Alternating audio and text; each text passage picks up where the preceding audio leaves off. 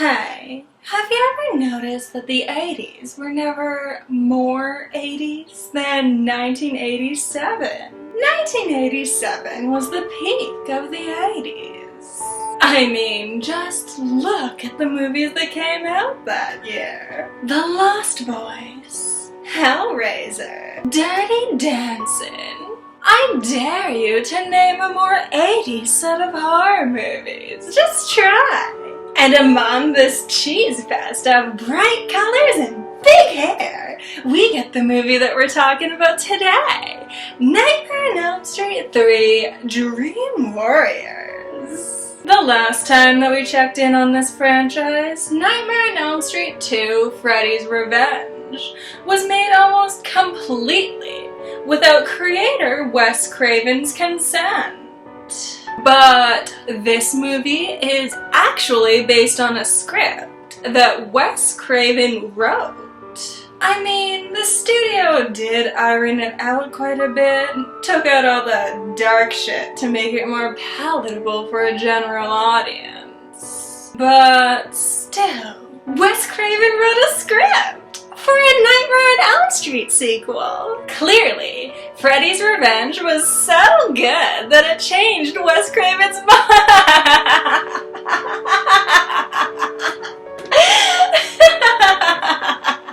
It was money. Wes Craven finally figured out that he could make money after the financial success that was Freddy's Revenge.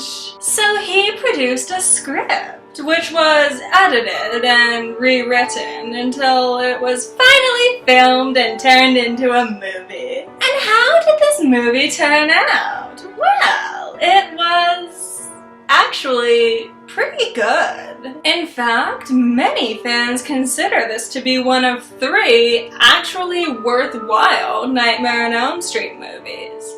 The other 2 being the first one and New Nightmare. This movie opens up on a new character, Kristen, fighting to stay awake by building Nancy's old house out of popsicle sticks, and reminding us why bad 80s rock music is still better than most music put out today. Her mom shows up and forces Kristen to go to bed, which prompts her to, what else, dream about Freddy. One thing leads to another, and next thing we know, Kristen's mother walks in on her cutting her wrists in the bathroom. Yeah. In the first movie, Freddy's deaths always manifested into the real world, but always as something unexplained, like exploding blood or being dragged across the ceiling by ghosts. In the second movie, nobody even died in the dream world, so who knows what the fuck was going on there. But in this movie, every death manifests as a suicide attempt. Freddy cuts Kristen, she wakes up holding a razor blade. Freddy rips a boy's veins out to animate him like a puppet and forces him to jump off the roof and, well, you can figure the rest out. Every one of Freddy's teenage victims are considered at risk for suicide, and the movie takes place in a hospital where they're under heavy surveillance. The kids know that they're all dreaming about the same man, but they don't know anything about their condition. I mean, Freddy, besides that. That is, until Nancy shows up. Oh, my queen, my gorgeous, perfect final girl. How I've missed you. In Freddy's Revenge, the only real reference to what had happened to Nancy after the first movie was that she went crazy and was carted off to the nut house. Well, apparently, by nut house, he meant university. An easy mistake to make, really. Both places are filled with people who haven't slept, don't know why they're here, and would much rather be dead.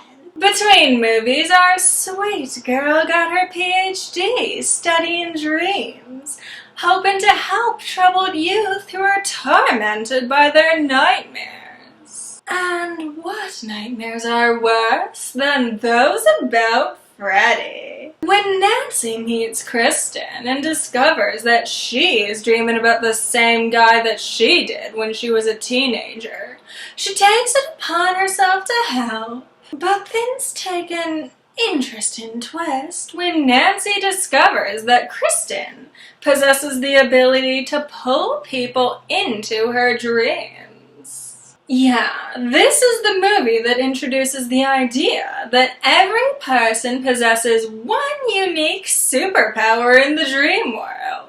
Kristen's power is the aforementioned pulling thing, which allows our misfit bands to fight Freddy as a collective this time. Kincaid has super strength, and Taryn's superpower is to look like me from about a year ago.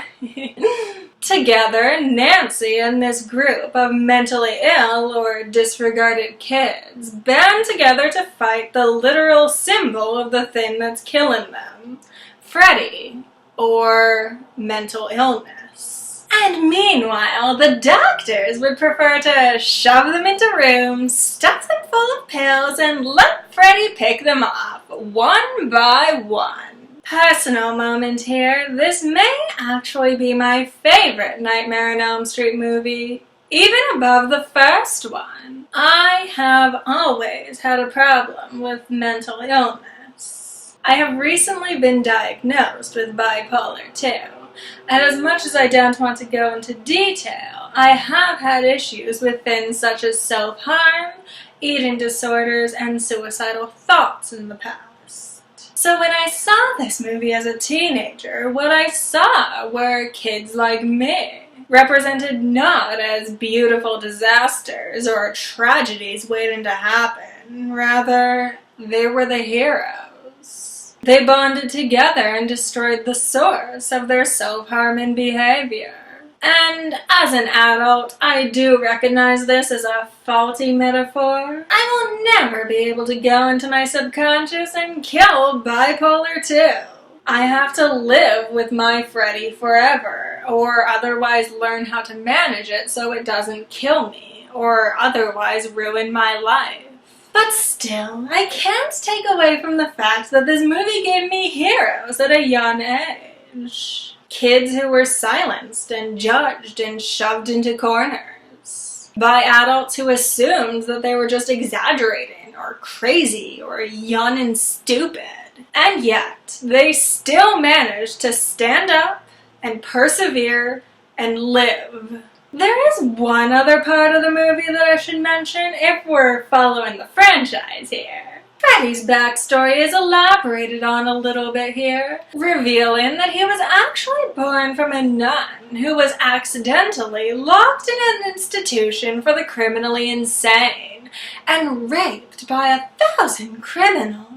From now on, we'll just call this the Son of 1,000 Maniacs backstory. In this movie, the story is just kind of told to us like an urban legend. It doesn't take up any screen time, and that's why I don't mind it so much. Because honestly, it does feel a little ridiculous. How often are nuns, symbols of literal purity, raped by not one, but 1,000 serial killers, and then live to tell the tale? And on top of that, this part of the movie really serves no purpose besides giving us more backstory for posterity. But that being said, it is a small part of the story, and it's easy to ignore. For now. Later movies will elaborate the fuck out of it. But for now, subtlety does still exist. Somewhat. This movie does mark a change in Freddy's character. In the first two movies, he was kinda just a straight-out slasher villain. Nothing more, nothing less. But here, the dude finally starts to tell some jokes. It doesn't reach an overwhelming level. It's mostly just that Freddy will deliver a pun after he kills a kid, giving us some of Freddy's most iconic lines, including "What a rush" and "Welcome to prime time, bitch." It's lucky that Robert Englund, hired initially for his ability to be scary and intimidating, also contains the charisma to deliver lines such as these. In fact, it seems to be what he was born for. Many of these jokes were actually improvised by him, and found to be so funny that they just couldn't be edited out.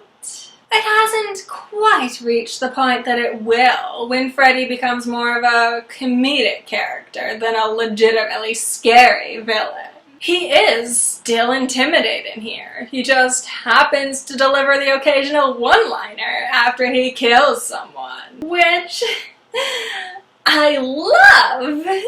I've always found there to be something more enjoyable about villains who are so disaffected by the horror of their own actions that they're willing to crack a joke or laugh about it.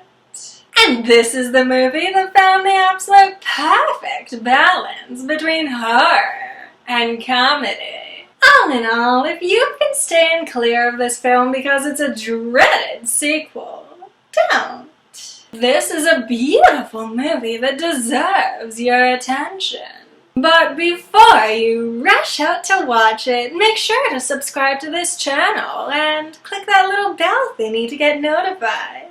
Because next time we are talking about Nightmare on Elm Street 4 Dream Master, affectionately nicknamed by fans the beginning of the end. Trust me, you won't want to miss the bitch fest coming from this witch. Give this video a like to let me know that you enjoyed me.